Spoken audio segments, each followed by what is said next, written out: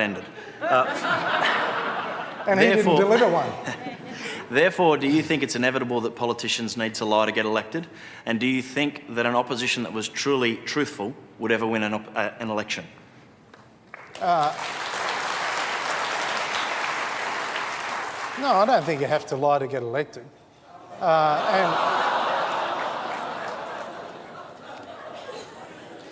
Can I just ask you, do you still maintain that no direct promises were broken in the lead-up to this budget?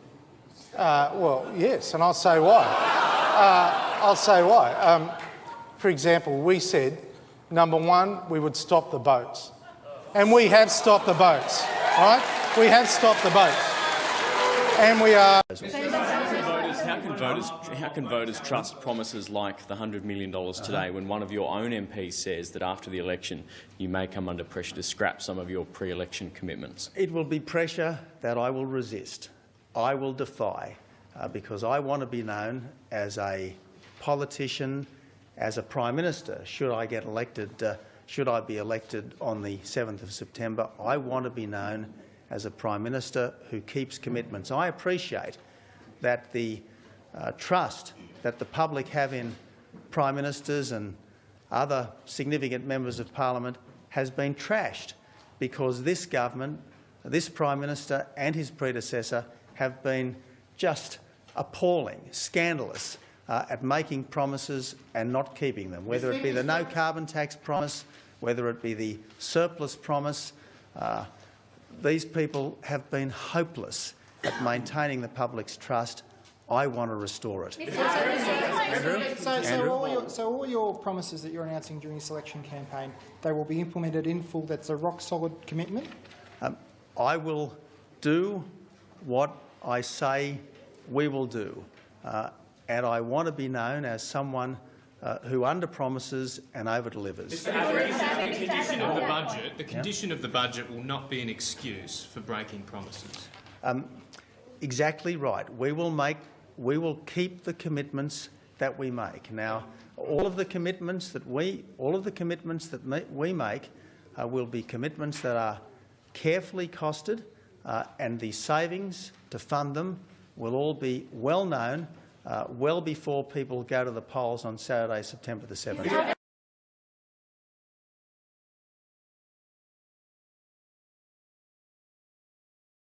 In the lead-up to the budget, it's worth taking a look at what was promised. The only party which is going to increase taxes after the election is the Labor Party. What you'll get under us are tax cuts without new taxes. There is one fundamental message that we want to go out from this place to every nook and cranny of our country. There should be no new tax collection without an election. The carbon tax will go, but no one's personal tax will go up, and no one's fortnightly pension or benefit will go down. Should the coalition win the election, there will be no nasty surprises and there'll be no lame excuses. No surprises and no excuses. It's fixing the budget, and that's what we're doing. That was a question about promises, and we've got another question on that subject. It's from Tyler McAnally. Prior to the election, the Prime Minister promised that a coalition government would deliver no cuts to education, no cuts to health, no cuts to pensions, no changes to the GST, and no cuts to the ABC or SBS. How can you then defend the budget you delivered last week, which basically went against everything you promised to deliver when elected?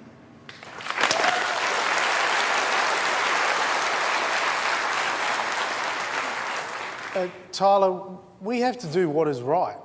Now, what we're doing is we're increasing education funding substantially over the next 3 years, which is the 4 years that we promised to do it in, right? So it was this year and the next what three. about public broadcasters, Mr Abbott? Another soft target? Are the ABC and SBS in the firing line? I trust everyone actually listened to what Joe Hockey has said last week and again this week. No cuts to education, no cuts to health, no change to pensions, no change to the GST, and No cuts to the ABC or SBS. If they go to get medication, they also have a PBS co-payment, which is something Labor introduced in 1990 and which has continued to help to make the pharmaceutical benefit scheme sustainable. Just a very quick question on that. This co-payment you've agreed is effectively a tax on people going to the doctor. Is that a broken promise, since you said there would be no taxes without an election? Well, I don't accept. It's a payment. Well, you can call it a tax. You can call it whatever you want. You admitted it was a tax. No, I didn't actually. And the fact is,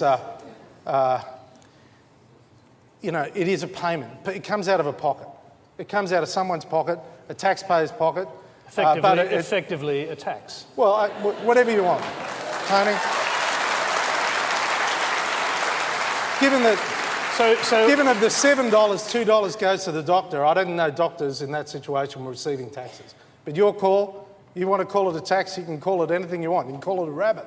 I don't mind. You can call it whatever you want. But it's a tax. The question is, if it's a tax, as you seem to agree that it actually is, then is it a broken promise when you said you wouldn't raise any taxes without going to an election? We didn't say we wouldn't raise any taxes. That's absurd, because we went to the last election.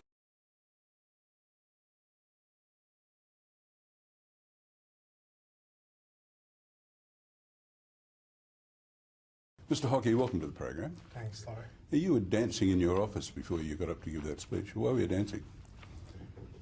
Dancing? Yeah, you put on a song called This Will Be the Best Day of My Life and danced with your wife. Well, I think it was more about our little boy was there and I hadn't seen him for 3 weeks. So I think that was more of a focus. Because symbolism matters. I mean, the unemployed, the sick, the welfare recipients are hit by the budget. They're not going to be dancing, are they? No, Laurie, they're not. But it won't be the best day of their life. No, but it is the best day for Australia, Laurie. It is the best day for Australia because we are actually getting. You tried to imply that Australia was doing badly compared to other countries, for example, in the G20. Could you name any other G20 economy that has only a national debt of 23% of GDP, a 3% fiscal deficit, 3% growth in its 22nd year of continuous growth, unemployment of less than 6%, a strong currency, and massive mineral resources? Well, you're benchmarking us, as I do, against countries that are poorly performing. Our benchmark in Australia is to be the best in the world. That's what we were, and that's what we want to be. But now, but my question was, could you name another G20 economy that could bring together all these assets? No, but they didn't start in the position that we started. But that's not my point. My point is that however you define Australia's performance compared to most of the G20, it's actually doing rather well. I don't accept the basis of your question, which assumes that it's okay for us to underperform our benchmark. We have to be at our best. We've got to be able to compete. But I'm talking about the G20. Well, yeah, I know the G20. I chair it. I'm familiar with it, right? Then if you chair it, I'll ask her a third time, and I maybe get an answer. Could you name me a G20 country that could bring all the, I'll read them out if you want again, all these economic assets together? Could you name me one? No, and I tell you why. Because they did not start in the same blessed position that we started in 7 years ago. We had no net debt. We had 4% unemployment. We have enjoyed the best terms of trade in the history of our nation. So you're not doing badly? Sorry, hang on.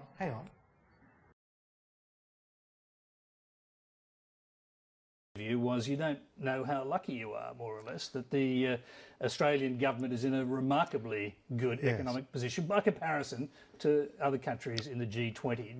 Do you think he's actually making out the economy to be worse than it is? Well, he has inherited a mismatch between spending and tax revenue. Under the last Labor government here, spending was twice as fast as tax revenues. Some of that was to get out of the recession, but it's kind of baked into future projections. So I understand the requirement to do something about that. But I can't think of a finance minister in the Western world that wouldn't give their left arm to be in the position of the Australian government. I mean, national debt of 23%. You know how much it is in Italy? 132% of GDP. Greece, 170%. Even the United Kingdom, 80%, using other criteria, as much as 100%. A deficit of 3% every year. Now, these are figures you may want to deal with, but you're not dealing with a crisis compared to the situation in Europe or even the United States. Is there politically, as you perceive it, a reason to create an atmosphere of crisis when you're going to bring down a tough government and rein in pensions and possibly aged care and put payments, extra payments on people's going to the doctor and so on? You're going to do things that are unpopular, so therefore you want to give the impression that there is no alternative. In the famous words of Mrs. Thatcher, Tina, there is no alternative. But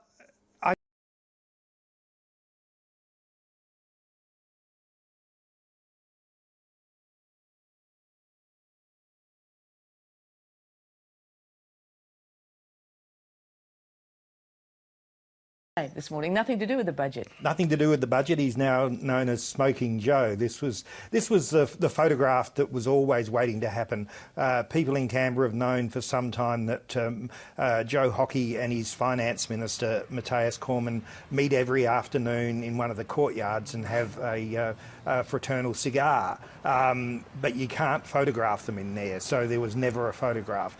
Now they went down to the Treasury building and they went out into the courtyard at Treasury and smoked a cigar, and of course there was Channel 9. There's a few smoke signals there. A few smoke signals. Well, definitely the image of the week. It's got people talking. I was out yesterday, people were talking about it. It's got a few politicians talking too. I don't think it's a great thing for our national leaders to be participating in that, and I'd be very happy to send through to both the Treasurer and to the Finance Minister information from Cancer Australia and Quitline. We don't live in a nanny state in Australia.